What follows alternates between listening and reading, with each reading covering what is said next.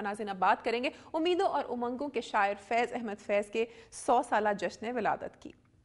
نارووال میں فیض احمد فیض کی ولادت کے 100 سال مکمل ہونے پر تقریب مقرر کی گئی۔ مقررین کا کہنا تھا کہ فیض کی شاعری پاکستان کے عوام کی ہی نہیں، پوری دنیا کے لوگوں کے دکھ درد اور ان کی امیدوں اور امنگوں کی ترجمان ہے۔ آئیے مزید جانتے ہیں۔ نارووال میں فیض احمد فیض کی ولادت کے 100 سال مکمل ہونے پر تقریب ہوئی۔ مقررین کا کہنا تھا کہ فیض کی شاعری پاکستان کے عوام کی نہیں بلکہ پوری دنیا کے لوگوں کے دکھ درد اور ان کی امیدوں اور امنگوں کی ترجمان ہے۔ معروف تجزیہ نگار اور ہیومن رائٹس پاکستان کے جنرل سیکرٹری آئی رحمان مقام میں فیض سیمینار سے خطاب کرتے ہوئے کہا کہ فیض احمد فیض نے ادب کی دیوکامد ہستیوں کے دور میں جنم لیا۔ جوش ملے آبادی، سردار جعفری، کیفی عظمیٰ، مجاز لکھنوی اور دیگر لوگ ان کے ہم اثر تھے، لیکن علمی ادب اس کی جگمگاتی کہکشاں میں فیض ایک روشن ستارہ کہلانے کے مستحق تھے۔ سید الحق ملک نے کہا کہ دنیا کے چھوٹے ادیبوں اور شاعروں نے فیض احمد فیض کی صلاحیتوں کو تسلیم کرتے ہوئے ان کو خراج تحسین پیش کیا ہے۔ NRDP کے ایگزیکٹو ڈائریکٹر مرزا مقیم بیگ نے کہا کہ فیض احمد فیض دنیا کے کئی زبانوں میں ترجمہ کر چکے ہیں۔ اس موقع پر دیگر مقررین نے کہا کہ فیض کی خدمات کو ہمیشہ یاد رکھا جائے گا۔ ہم دیکھیں گے، لازم ہے کہ ہم بھی دیکھیں گے، ہم دیکھیں گے۔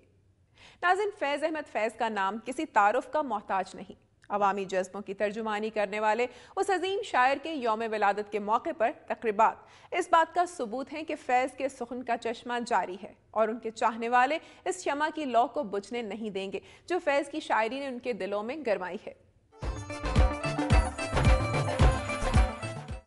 اور ناظرین، اب ایک نظر میں جائزہ لیں گے صوبہ پنجاب کی خبروں کا۔ قصور میں 90 کروڑ روپے مالیت کی سرکاری زمین کی نیلامی کے دوران جنا کونسل ہال میں ہنگامہ آرائی کی وجہ سے نیلامی منسوخ کر دی گئی۔ جتوئی پولیس کی جانب سے سابق نائب ناظم حاجی یعقوب کمبو کے گھر میں داخل ہونے اور خواتین کو زدوکوب کرنے کے خلاف تاجروں اور سول سوسائٹی نے شدید احتجاج کیا اور ٹائر چلا کر روڈ بلاک کر دی۔ پولیس نے اپنے پیٹی بند بھائیوں کو بچانے کے لیے احتجاج کرنے والے تاجروں کے خلاف مقدمات درج کر لیے۔ گوجرانوالہ میں گیپکو ٹیم نے سیالکوٹ روڈ پر چھاپا مار کر فرنس مل میں بجلی چوری پکڑ کر مالک کے خلاف مقدمہ درج کروا دیا۔ عارف والا میں زمینداروں نے رنجش پر سرفراز نامی شخص کے بھائی کے گھر میں گھس کر فائرنگ کر دی جس سے اس کی بھتیجی ہلاک اور بھانجا شدید زخمی ہو گیا۔ قائد آباد کی غلہ منڈی میں تجاوزات کا خاتمہ کر دیا گیا، متاثرہ افراد نے مقامی انتظامیہ کے خلاف احتجاج کیا۔ صوبہ پنجاب کے بعد اب آپ کو لیے چلتے ہیں گلگت بلتستان کی دنیا میں، نظر ڈالتے ہیں گلگت سے موصول ہونے والی رپورٹس پر۔ ہنزا میں صحت کی ناکافی سہولیات کی بنا پر جہاں عوام سراپا احتجاج ہیں وہاں جیالے بھی مجبوراً سڑکوں پر نکل آئے ہیں۔ انگریز دور حکومت میں تعمیر ہونے والے علی آباد اسپتال کی حالت پہلے سے زیادہ بدتر ہے۔ تفصیلات جانتے ہیں اسد اللہ غازی کی اس رپورٹ میں۔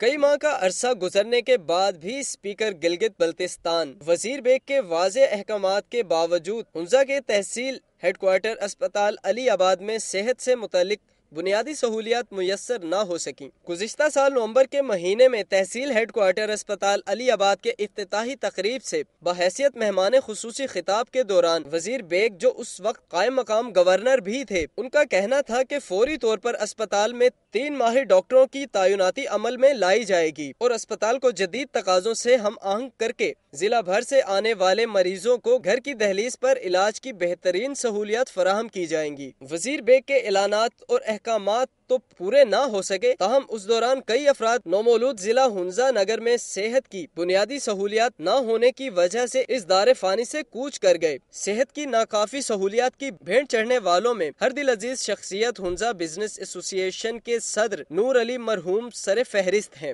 جو دل کا دورہ پڑنے سے انتقال کر گئے۔ طبی ماہرین کا کہنا ہے کہ دل کا دورہ پڑنے کے 1 گھنٹے کے دوران علاج شروع کیا جائے تو مرض پر قابو پایا جا سکتا ہے، لیکن ماہر ڈاکٹروں، جدید مشینری اور دیگر سہولیات سے خالی استبل نما اسپتال کب کسی کی جان بچا سکتا ہے؟ ووٹ بنک بڑھانے کے لیے کیے گئے سیاسی اعلانات کب پورے ہوئے ہیں؟ اعلانات تو ہوئے، جیالوں نے گلے پھاڑ پھاڑ کے نعرے لگائے، تالیاں بجائیں، لوگوں کی آس تو بندھی کے باقی کچھ نہیں۔ ناظرین 83 سال پہلے 1928 میں تعمیر ہونے والے اسپتال کی حالت زار آپ نے ملاحظہ کی۔ صحت کی ناکافی سہولتوں کے باعث عوام مشکلات کا شکار ہیں، خاص طور پر دور دراز علاقوں کے عوام صحت کی ناکافی سہولتوں کے باعث زندگی کی بازی ہار جاتے ہیں۔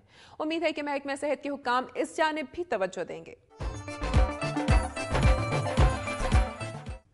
ناظرین آج کا پروگرام آپ نے دیکھا، بات تاریخی ورثے کی ہو یا تاریخی مقامات کی حفاظت کی، معاملہ صحت و صفائی کا ہو یا پانی اور بجلی کا، عوام کو درپیش صحت کے مسائل ہوں یا صحت کے حوالے سے ناکافی سہولتوں کا معاملہ، فنکاروں کے مسائل ہوں یا تاجروں یا طلباء کے، میری دھرتی میری دنیا کی ٹیم عوامی مسائل کو اجاگر کرنے کے لیے کوشاں ہے، لیکن مسائل کی درست نشاندہی کے لیے ناظرین آپ کا تعاون ضروری ہے۔ اپنی تجاویز اور آراء کے لیے ہمارا ای میل ایڈریس نوٹ کر لیں، mdmd@duniatv.tv۔ پروگرام کا وقت ختم ہو رہا ہے، پھر حاضر ہوں گے عوامی مسائل کا جائزہ لیتی خبروں اور تاریخ میں جھانکتی رپورٹس کے ساتھ۔ امینہ خان اور میری دھرتی میری دنیا کی ٹیم کو اجازت دیجیے، اپنا خیال رکھیے گا، اللہ حافظ۔